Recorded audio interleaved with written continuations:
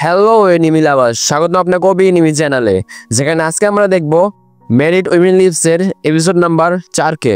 আগে 3টি এপিসোড যদি না দেখে থাকো আগে দেখে নাও, না হলে অনেক কিছু মিস করবে। আমার চ্যানেলে দেওয়া আছে, আগে সেগুলো চেক করে নাও। গল্পের শুরুতে আমরা সিওসিকে দেখি, তার চোখ খুলে যায়। সামনে এক মেয়ে বসে আছে। সিওসি বলে, হাসিটা একেবারে ফুলের মতো লাগছে।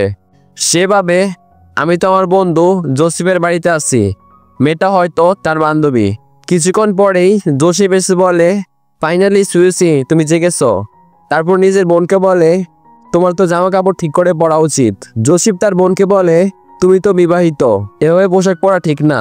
এটা শুনে সুইসি বেশ অবাক হয়, আর মেয়েটা নিজের নাম বলে আনাস্তিয়া। সুইসি দেখে তার আঙ্গুলে আংটি আছে, এতে সে আর হতভম্ব হয়।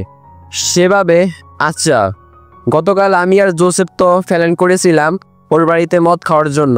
তার মনে পড়ে দরজা খোলার পরই মেয়েটিকে দেখেছিল। তারপর এক ভুল বোঝাবুঝির কারণে মেয়েটি সুইসিকে আঘাত করে। জোসেফ তখন বলে, মানে আবার তুমি তোমার স্বামীর সঙ্গে ঝগড়া করেছো? অ্যানাস্তিয়া স্বীকার করে, হ্যাঁ, দোষ আমারই ছিল। সে বলে, আজ আমি একদমই বাড়ি যাচ্ছি না। এরপর অ্যানাস্তিয়া বেশ অদ্ভুত আচরণ করতে শুরু করে। ও অনেক বেশি মদ খেয়েছিল। ওরা বলে, তোমার কম খাওয়া উচিত। এতটাই খেয়েছিল যে চারপাশে ঝাপসা দেখছিল। তারপর অদ্ভুত অঙ্গভঙ্গি করতে শুরু করে। জোসেফ তাকে থামাতে গেলে অ্যানাস্তিয়া উল্টো জোসেফকে মেরে দেয়। তারপর হঠাৎ তার সব জামা কাপড় খুলে দেয়। এটা দেখে সিওসি একেবারে হতভম্ব হয়ে যায়। জোসেফ গভীর ডিপ্রেশনে চলে যায়, আর অ্যানাস্তিয়া জোরে জোরে হাসতে থাকে। হঠাৎ সে বাথরুমে যেতে চায়। সিওসি তাকে থামিয়ে সেখানে নিয়ে যায়।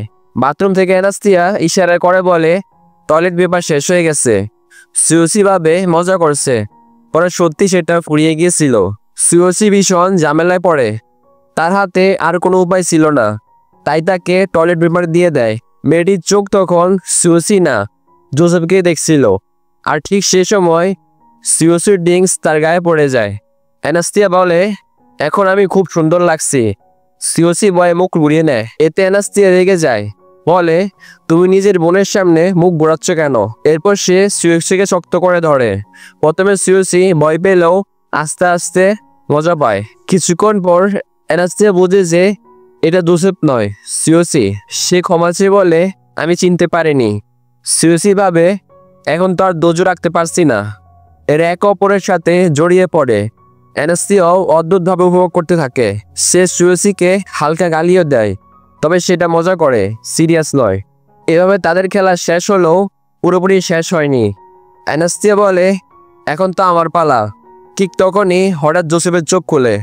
সে দেখে তার বোন আর সিওসি একসাথে বসে আছে, আর সে চেঁচিয়ে বলে, তোমরা দুজন এখানে কি করছো? অ্যানাস্তিয়া বলে, সিওসি আসলে বাজে মানুষ, ওকে শাস্তি দেওয়া দরকার। সে সিওসিকে আটকে দেয়, আর সিওসি বান করে বলে, জোসেফ ভাই আমাকে বাঁচাও। কিন্তু জোসেফ পাত্তা দেয় না, উল্টো আবার ঘুমিয়ে পড়ে। অ্যানাস্তিয়া বলে, আমার ভাই জেগে ওঠার আগে সব শেষ করতে হবে। তবু নিজের মনে দ্বন্দ্ব পড়ে যায়। সে ভাবে, না, বেশি আওয়াজ করলে তার ভাই জেগে যাবে। তারপর মাপ চেতে শুরু করে। অবশেষে তাদের খেলা শেষ হয়। তারপর আবার গল্পটা শুরুর দিকে ফিরে যায়। সিওসি চোখ খুলে দেখে সামনে অ্যানাস্তিয়া, কিন্তু পরে বোঝা যায় ওটা আসলে জোসেফ। জোসেফ বলে, অবশেষে জেগেছ, কাল বোধহয় আমি বেশি খেয়ে ফেলেছি। তারপর সিওসিকে আয়না দেখায়। সিওসি দেখে গালে কিছু লেখা আছে, আমরা আর কখনো একসাথে মদ খাবো না, তুমি ভীষণ বাজে মানুষ। আর এভাবে এপিসোডটি শেষ হয়। কমেন্টে জানিও কেমন লাগলো।